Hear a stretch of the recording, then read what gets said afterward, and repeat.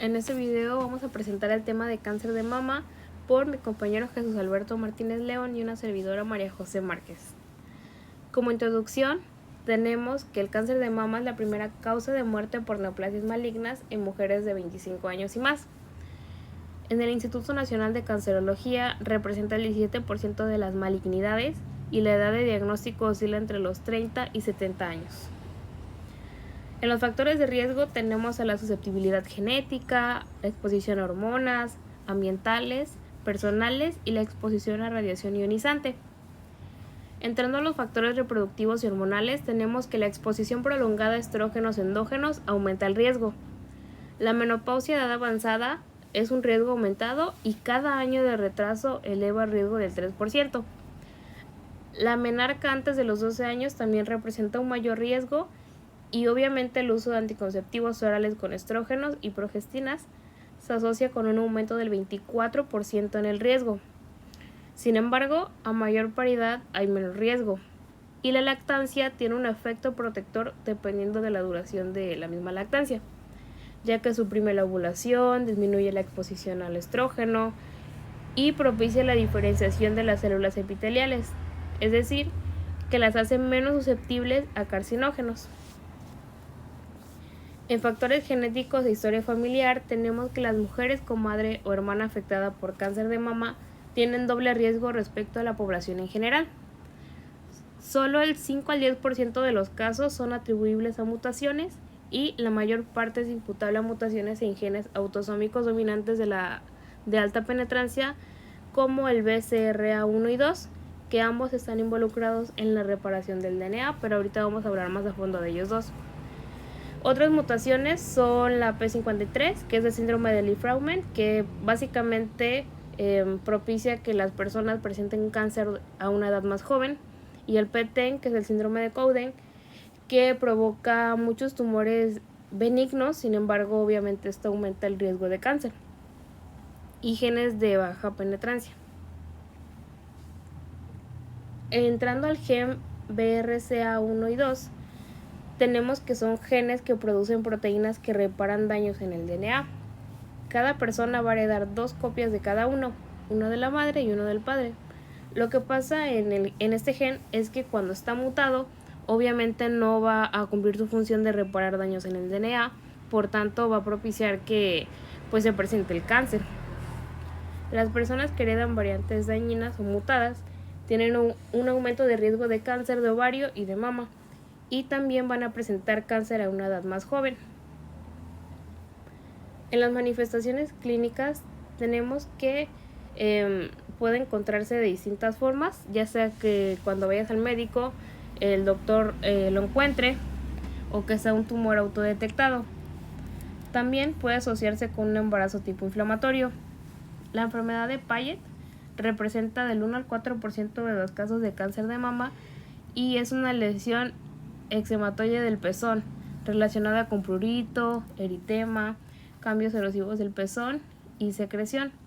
Va a ser de larga evolución y del 30% de los casos se va a palpar un tumor. En 99% de los casos se identifica un cáncer de mama in situ o infiltrante.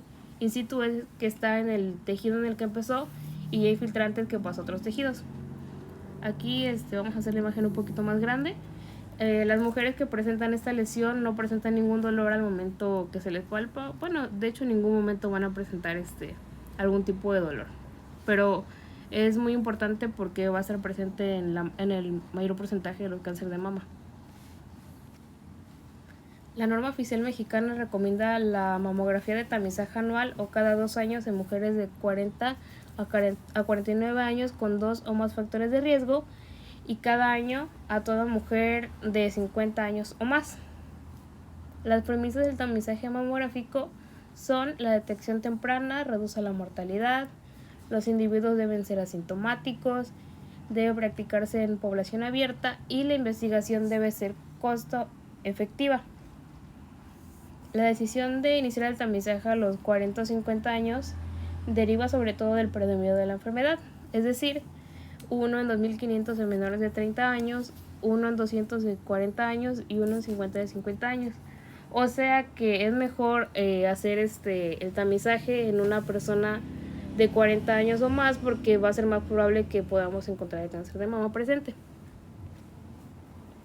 Entrando a los diagnósticos, hay diferentes tipos de diagnósticos y vamos a empezar con el clínico, que se va a dar identificando factores de riesgo, edad, historia familiar, alguna historia de cáncer de mama o lesiones proliferativas que presentó la paciente. La mastografía nos va a ayudar a delimitar la lesión y sus características como multicentricidad y multifocalidad.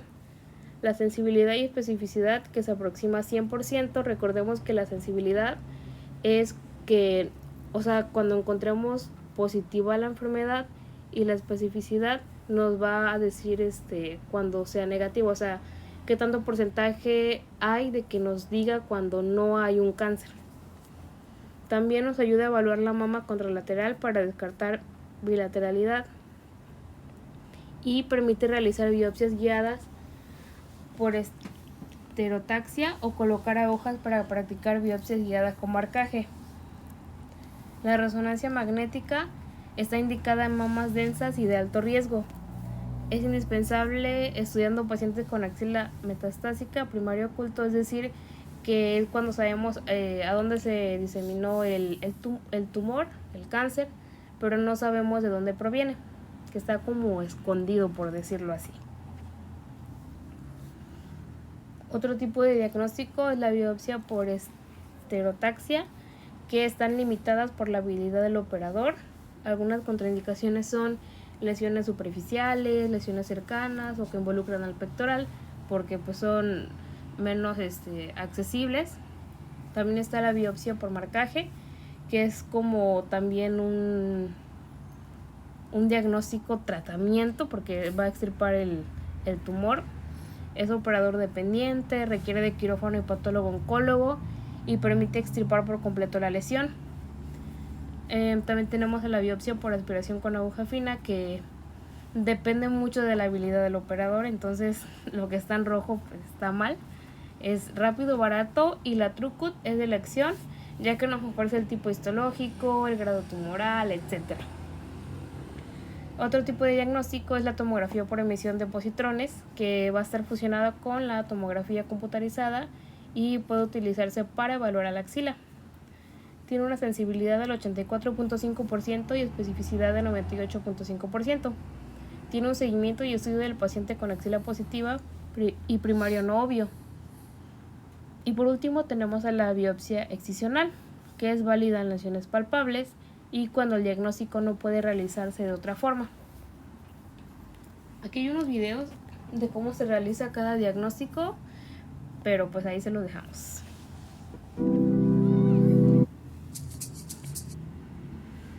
En las características macroscópicas tenemos que el tamaño tumoral va a estar correlacionado con la supervivencia del paciente.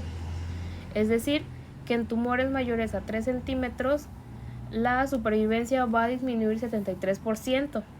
En tumores menores a 1 centímetro se muestra un periodo libre de enfermedad a 10 y 20 años de 91 y 87%, y tumores mayores a 2 centímetros va a haber mayor riesgo de metástasis axilares.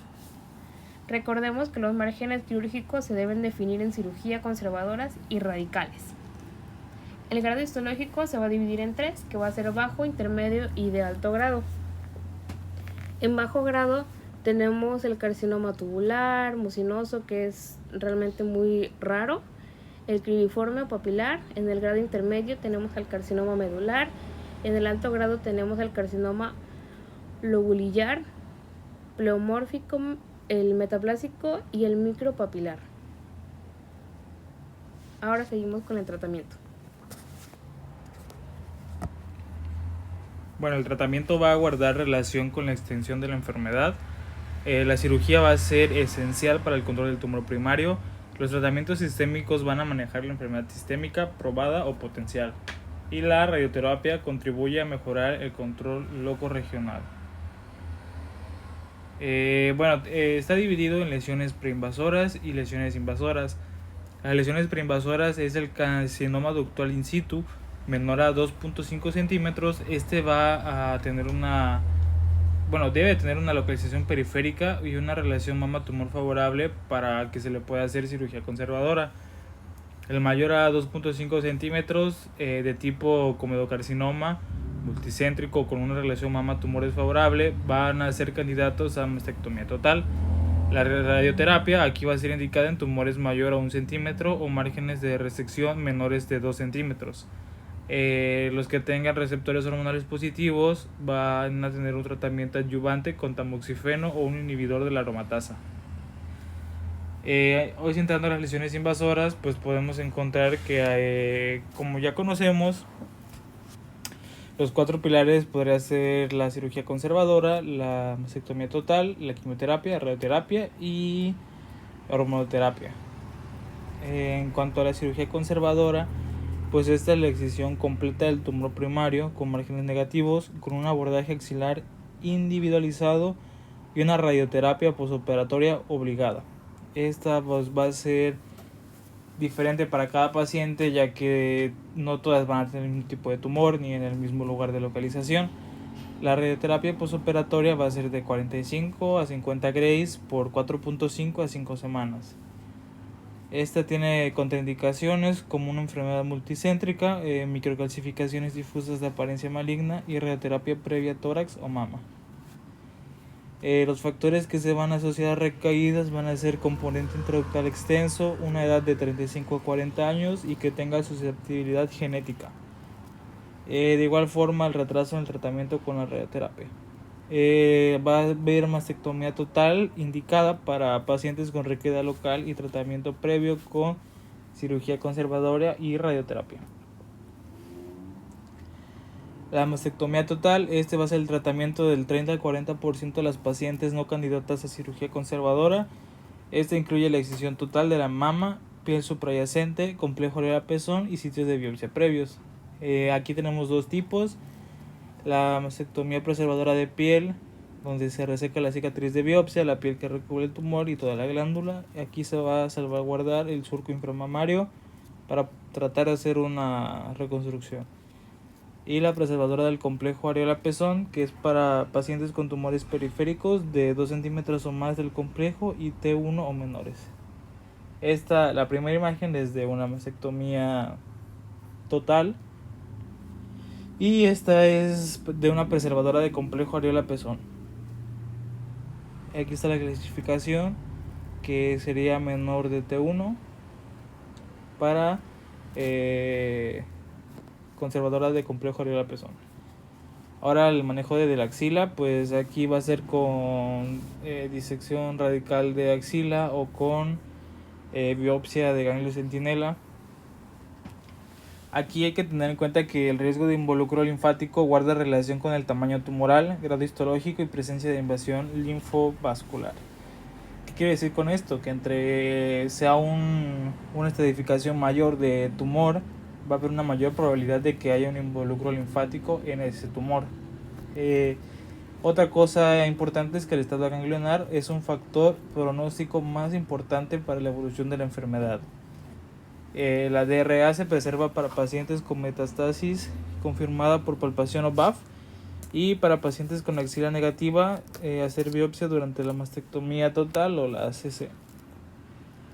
El manejo de la axila clínicamente negativa va a ser con biopsia de ganglio centinela, que va a identificar el 96% y predice el estado ganglionar en 95% de los casos. La precisión es superior cuando se utiliza colorante azul y un radiotrazador como tecnesio 99. Esta va a estar indicada en tumores T1 y T2 con axila clínicamente negativa y pacientes con carcinoma ductal in situ tratadas con mastectomía total. Como sabemos, pues es una de sus contraindicaciones es que haya ganglios axilares palpables, que la enfermedad ya esté confirmada por BAF en tumores T4 voluminosos y en cáncer de mama inflamatorio. En la quimioterapia adyuvante, pues esta es opción en cáncer de mama avanzado en la locorregional en etapas 2B y 3C, donde la cirugía no es adecuada de primera instancia. La quimioterapia va a buscar disminuir el tamaño tumoral para mantener la posibilidad de una cirugía conservadora y también va a buscar controlar temprano la enfermedad metastásica. El esquema que se utiliza aquí en quimioterapia es paclitaxel, FAC, esto es por 6 meses y va a mejorar la respuesta patológica completa y la tasa de supervivencia en 93% a 5 años. Y ahí está el esquema de